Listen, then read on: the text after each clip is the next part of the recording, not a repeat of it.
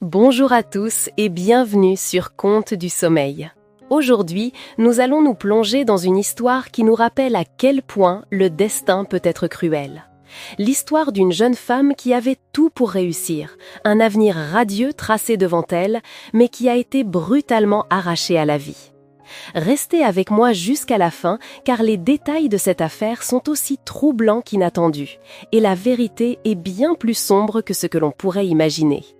Notre histoire commence avec Annie, de son nom complet Annie Marie Le, née le 3 juillet 1985 à San José. Notre histoire commence avec Annie, de son nom complet Annie Marie Le, née le 3 juillet 1985 à San José. Elle a grandi au sein d'une famille aimante et très soudée d'origine vietnamo-américaine. La première impression que les gens avaient d'Annie était celle d'une jeune femme d'une gentillesse et d'une amabilité rares. Mais en apprenant à la connaître, c'est un sentiment d'admiration, presque d'intimidation, qui s'emparait d'eux face à son parcours scolaire absolument éblouissant. Depuis son plus jeune âge, Annie avait fait preuve d'une intelligence remarquable. Elle fut diplômée majeure de sa promotion au lycée d'Oroville, en Californie, où ses camarades lui avaient même donné un surnom affectueux. Après le lycée, Annie a obtenu une bourse d'études complète de $160 000 pour étudier la biologie cellulaire et du développement à la prestigieuse université de Yale. Après avoir obtenu son diplôme avec les honneurs en 2008, elle a été acceptée dans un programme de 3e cycle à Yale, une université que tout le monde connaît, membre de la fameuse Ivy League. 5 ans de recherche devaient la mener à un doctorat en pharmacologie. Ces recherches, principalement menées dans le laboratoire de l'université, portaient sur des applications potentielles dans le traitement du diabète et de certaines formes de cancer. Annie était également très active dans les activités extrascolaires. Elle avait même coécrit un article pour une revue médicale sur la sécurité sur le campus, intitulé « Crime and Safety in New Haven ». En somme, Annie était une jeune femme exceptionnelle à tout point de vue, l'enfant dont tous les parents rêveraient. Elle avançait avec assurance sur le chemin qu'elle s'était tracé et un avenir radieux et plein de promesses s'ouvrait devant elle. Annie semblait tout avoir, une carrière brillante et un amour sincère. Depuis ses années universitaires à New York, Annie était amoureuse de son meilleur ami, Jonathan, lui aussi un étudiant brillant issu d'une excellente famille. Après l'université, ils avaient accepté d'entretenir une relation à distance pendant un certain temps, car Jonathan poursuivait son doctorat à l'université Columbia, à New York, tandis qu'Annie était à Yale. Mais avant même qu'ils ne commencent leur nouveau programme, Jonathan a posé un genou à terre et l'a demandé en mariage. La cérémonie était prévue pour le 13 septembre 2009. Annie comptait les jours avec une impatience fébrile, sans se douter un seul instant que, pour elle, ce jour n'arriverait jamais. Le 7 septembre 2009, Annie était plus occupée que jamais. En plus de devoir finaliser ses recherches, elle devait préparer son mariage qui aurait lieu dans 6 jours à peine. Elle se sentait un peu anxieuse et stressée. Elle a appelé une amie proche pour lui confier que, même si elle attendait ce jour avec impatience, elle se demandait parfois si ce mariage n'était pas un peu prématuré. Mais après avoir discuté un moment, Annie retrouva son enthousiasme. Son cœur savait que Jonathan était l'homme avec qui elle voulait passer le reste de sa vie. Après avoir raccroché, elle a repris le cours de sa vie trépidante, le cœur léger et rempli d'excitation. Elle savait que se marier avec Jonathan était la bonne décision. Le 8 septembre 2009, Annie avait encore quelques tâches à accomplir au laboratoire avant de prendre son vol le lendemain pour Long Island, où le mariage devait avoir lieu. Elle a quitté son appartement tôt le matin et a pris le bus pour se rendre à son bureau sur le campus. À 10h11 précise, elle s'est dirigée vers le laboratoire situé au sous-sol. C'est dans cette pièce, la salle G13, qu'Annie passait la plupart de son temps à mener ses recherches sur des souris de laboratoire. La journée a passé, les cours se sont terminés, les étudiants ont quitté le campus par petits groupes et les bâtiments ont commencé à fermer. Les colocataires d'Annie ont commencé à trouver étrange son absence. D'habitude, elle rentrait toujours avant 18h, mais ce jour-là, aucune trace d'elle. Annie était une personne extrêmement prudente qui conseillait toujours à tout le monde de faire attention. Elle n'allait jamais à des fêtes et ne marchait jamais seule la nuit. Si elle devait travailler tard, elle s'assurait toujours que quelqu'un vienne la chercher ou l'accompagne pour rentrer. À 22 heures, Annie n'était toujours pas rentrée et personne n'arrivait à la joindre. Cette situation était complètement anormale et ses amis ont décidé d'appeler la police. Les policiers se sont immédiatement rendus au bureau d'Annie à l'université. Ils y ont trouvé ses clés, son portefeuille et son téléphone portable. Ils ont rapidement compris qu'Annie n'avait utilisé ni sa carte bancaire ni son téléphone de toute la journée. Il semblait qu'Annie avait prévu de ne descendre que quelques instants au laboratoire avant de remonter, laissant toutes ses affaires personnelles derrière elle. Elle n'avait pris avec elle que son badge d'accès en quittant son bureau. Les caméras de surveillance confirment qu'Annie est bien entrée dans le bâtiment à 10h11 du matin. Elle serrait quelque chose contre elle, probablement ses documents de recherche. Bien que les images ne racontent jamais toute l'histoire, il est clair qu'Annie ne montrait aucun signe d'inquiétude. Elle ne fuyait personne, ne jetait pas de regard anxieux par-dessus son épaule et ne s'est arrêtée pour parler à aucun individu suspect. En somme, une matinée parfaitement ordinaire. Le laboratoire se trouvait au sous-sol, mais malheureusement, une seule caméra y était installée. Et il semble qu'Annie ne soit jamais passée devant, car aucune image d'elle n'a été enregistrée à cet endroit. Puis, à 12h50, l'alarme incendie s'est déclenchée, forçant tout le monde à évacuer le bâtiment. Le 9 septembre 2009, la police a commencé à interroger plusieurs employés et doctorants qui travaillaient dans le bâtiment la veille. L'une des personnes interrogées était un certain Ray, un technicien de laboratoire. Il n'était pas étudiant à Yale, mais y travaillait depuis un certain temps.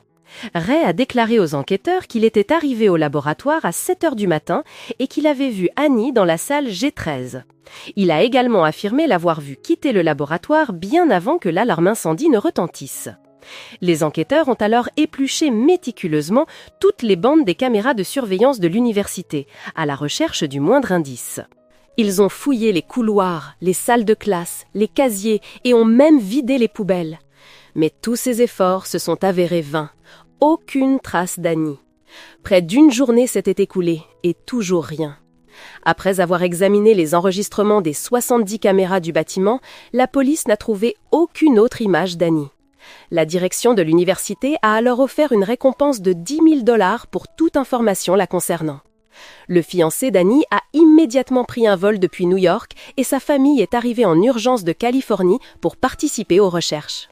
Yale, l'une des plus anciennes et prestigieuses universités des États-Unis, est une véritable ville dans la ville de New Haven, avec plus de 20 000 étudiants, employés et professeurs. La disparition mystérieuse de la doctorante Annie Le a jeté un voile d'angoisse et de peur sur tout le campus. L'affaire a rapidement attiré l'attention des médias nationaux. Des journalistes étaient partout. L'université a envoyé un email aux étudiants leur conseillant de ne pas parler à la presse pour éviter de propager des rumeurs infondées qui pourraient nuire à l'enquête et à l'image de l'établissement. Certains ont commencé à émettre une hypothèse. Et si Annie, prise de panique à l'approche de son mariage, avait tout simplement décidé de s'enfuir? Cependant, pour tous ceux qui la connaissaient, cette idée était tout simplement absurde.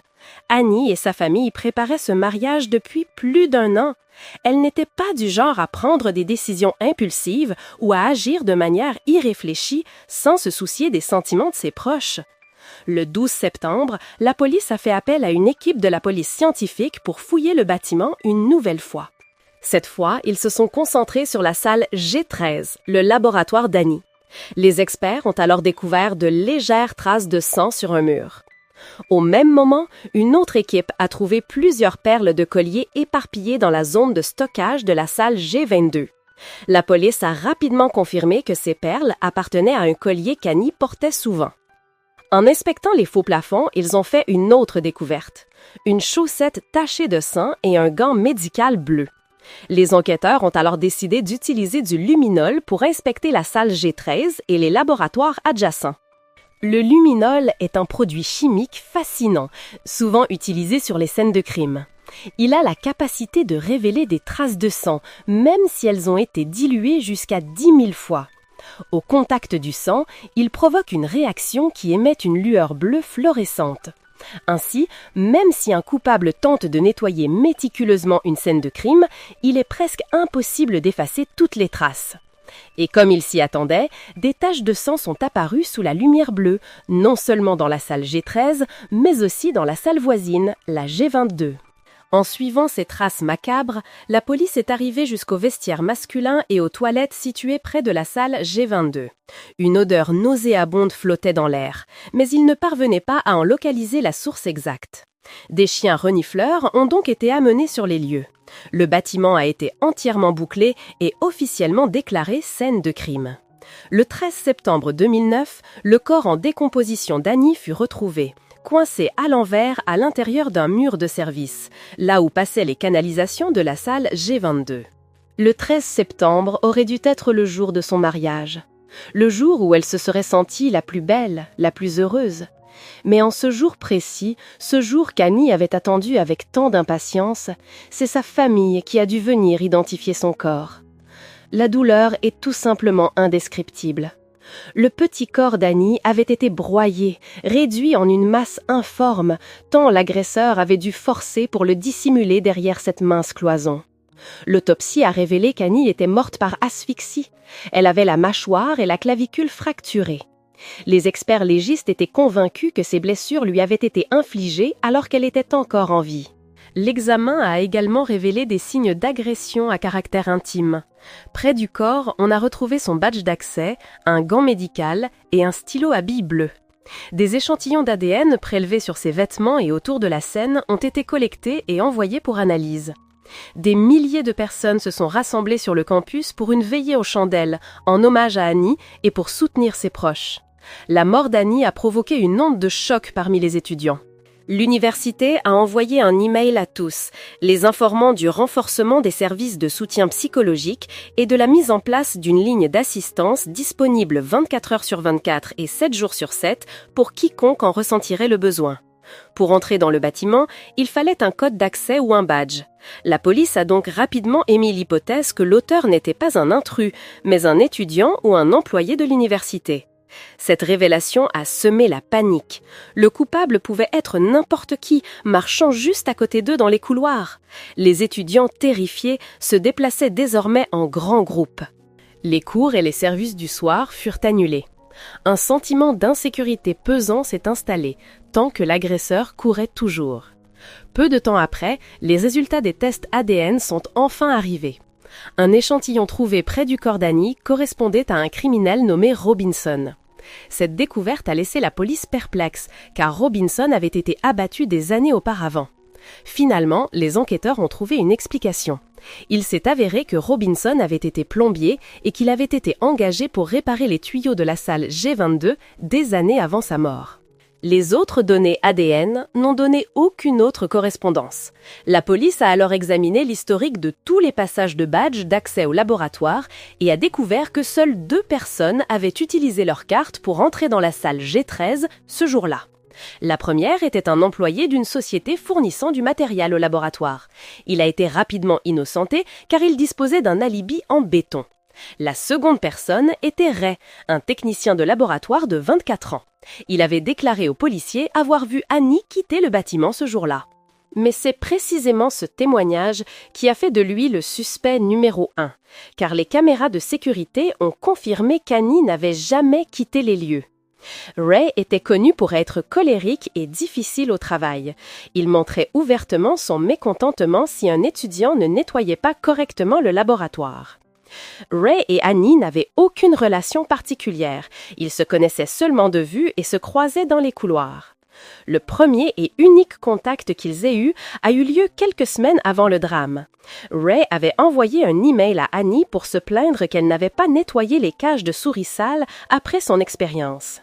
D'autres collègues, cependant, ont défendu Ray, le décrivant comme une personne sympathique, mais sérieuse et disciplinée dans son travail. De plus, Ray n'avait aucun antécédent judiciaire. Entre 10h40 et 15h45, le 8 septembre 2009, Ray est entré et sorti des salles G13 et G22 un total de 55 fois. La police le savait grâce à l'historique de son badge. Les caméras de sécurité ont également montré que Ray avait quitté le bâtiment avec d'autres personnes lorsque l'alarme incendie s'est déclenchée, puis était revenu à 13h10.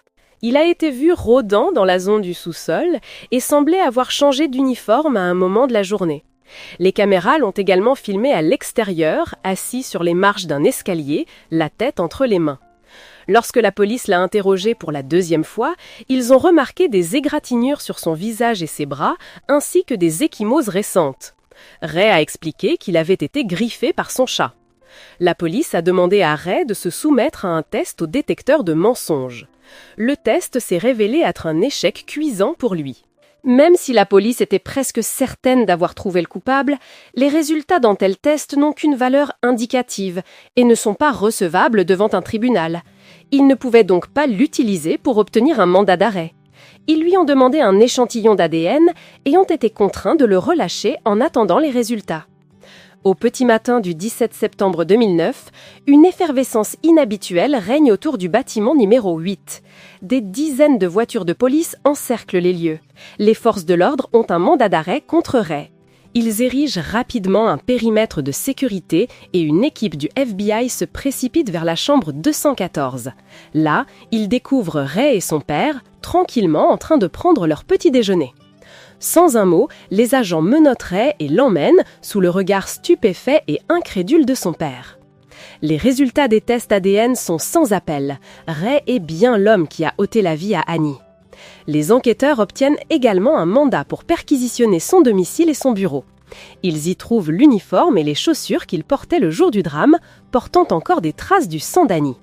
Ils découvrent aussi des stylos à billes bleus, identiques à celui retrouvé près du corps de la jeune femme. Tous ces éléments, combinés aux enregistrements de sa carte d'accès, constituent des preuves irréfutables qui scellent le destin de Ray. Selon la conviction des enquêteurs, Annie a été attaquée juste avant que l'alarme incendie ne retentisse. Dans la lutte, Ray l'aurait déclenchée accidentellement.